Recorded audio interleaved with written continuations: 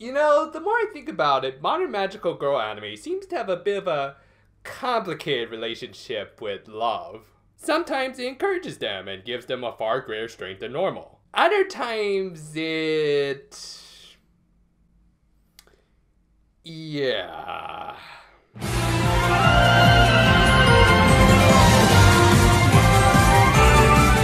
In an attempt to try and bring back best waffle brother ever, the Precure take their animal crystals down to the hidden shrine to get some answers. However, before they could get any,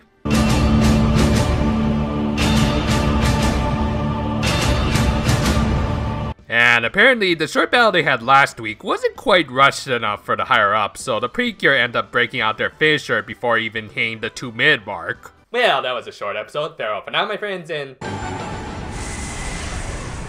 yeah, it's never that easy. Bipley nearly overpowers them, but then they get some backup from the spirit of the shrine, who figures the best way to save them is by sending them back to the past. Huh, love-obsessed dark magical girls, and time travel. Was this episode guest directed by Homer or something?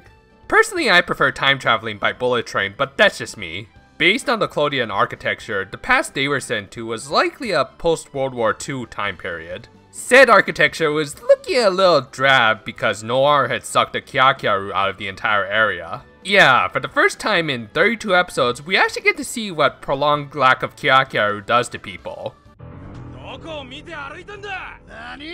It turns them into apathetic assholes, apparently. You know, we could have used this kind of world building earlier, but hey, no time to think about that as we've got a random enemy encounter to deal with. Some rejected Pokemon designs attack, but are intercepted by the legendary Precure Precure. She defeats them with some help from the current team. Cause who gives a crap about the space-time continuum?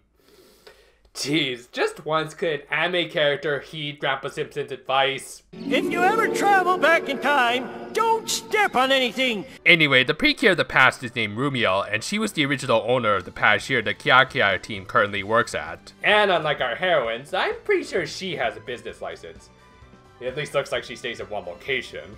Meanwhile, Bipley, who had dropped ill back in the present, was forced to traverse the dreary streets of the past. Streets that end up triggering memories of her past. Yep, apparently she was a resident of the Precure's town around this time period, meaning that she's likely a few decades older than she looks. She probably received eternal youth from Noir, who had taken her in because he had recognized she had suffered the most due to his attacks and could easily be manipulated. Having learned the truth, Bipley ran to the Precure for help.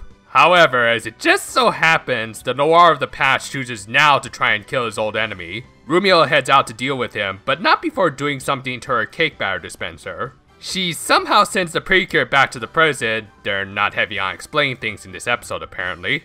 And back in the present, Bipley tries to find comfort by hugging her little puppet. Ironic considering she had served as one of Noir's more disposable puppets. The Precure attempt to comfort her until...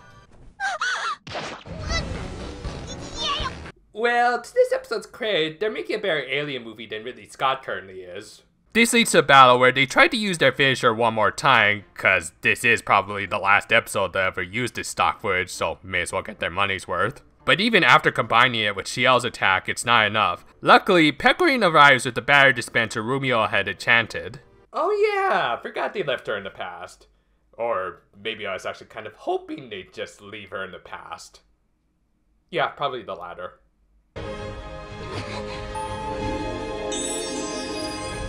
And it was at this exact moment that every father in Japan tried to hide their wallets from their daughter's eyesight. So using their brand new weapons, the Precure merry-go-round ill to death and rescue Bipley. The episode ends with now much more tanned Bipley fainting with a smile on her face. You know, as a time travel episode, they could have provided us with some much needed world building for this series. And while they did give us a little, I don't think they fully capitalized on it. I mean, for one thing, I really like the art style they went with for portraying the past ravaged by Noir and his tyranny. The idea of a single Precure forced to fight a losing battle against an all-powerful evil is also a pretty interesting concept. After all, we saw that on top of needing to deal with Noir, Rumiel also had to shelter and rehabilitate many of the victims of his attacks. Not unlike some real-life people from that time period. Yeah, bit of a missed opportunity to turn this into a World War II allegory much like the original Godzilla. Which is probably my biggest problem with this episode, the wasted opportunities. While I'm not necessarily saying they need to go with the whole war allegory, they should have at least gone with something to help flesh out the world of the past. Worst of all was them just skimming through Bipley's backstory. So Noir was the reason why she was walking the streets alone. Well, okay, but what exactly did he do to her? Did he kill her parents or separate her from them? Was she just a refugee who happened to wander into his domain? There was a lot of untread snow here. Seriously, poor Bipley is being mistreated by both Noir and the producers. She deserves more screen time. But nope, much of this episode was just padding, padding, padding, padding, padding, padding. Padding, padding, padding. Oh, and also probably one of the most blatant bits of Toei advertising, not just in Precure, but the entirety of the Toei catalog. Seriously, it's bad enough they're getting a second weapon that'll probably make the candy rods obsolete, but we did need to see every single step in constructing this stupid thing. Most positive thing I could say about this episode is that at least it looks like Bipley's going to become a supporting character, and we might get that backstory later, but I'm not holding my breath at this point. In the near future, I'm going to review the manga adaptation of this series. A book that, while also not providing a whole lot of world building, does at least do a few things better than the actual series. And as thanks for helping me discover this, as well as being a loyal follower to me on Instagram, I'd like to just take this time to wish Kirby Jackie a very happy birthday. Thank you, my friend, you are entering adulthood and I can only wish you the best. Look forward to my future reviews, and until then, though, farewell for now, my friends, and... Ooh, my train's here. Ooh! Free coffee!